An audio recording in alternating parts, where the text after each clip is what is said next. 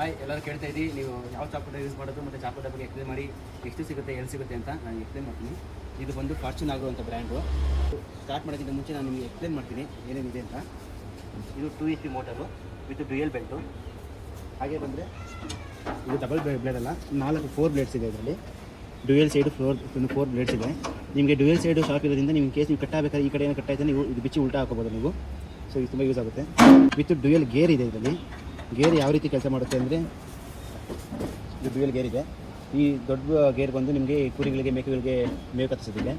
ಇದು ಸಣ್ಣ ಗೇರ್ ಬಂದು ನಿಮಗೆ ಇದು ಬಂದು ಹಸುಗಳಿಗೆ ಬಂದು ಈ ಸೈಜಲ್ಲಿ ಕಟ್ಟಾಗುತ್ತೆ, ಕುರಿಗಳಿಗೆ ಈ ಸೈಜಲ್ಲಿ ಕಟ್ಟಾಗುತ್ತೆ. ಆಮೇಲೆ ಇದು ನಾನು ತೊಗೊಂಡಿದ್ದು ಒಂದು ಆಲ್ಮೋಸ್ಟ್ 5 ಇಯರ್ಸ್ ಮೇಲೆ ಆಗಿ ತೊಗೊಂಡು, ಇದುವರೆಗೆ ಏನೂ ಪ್ರಾಬ್ಲಮ್ ಇಲ್ಲ.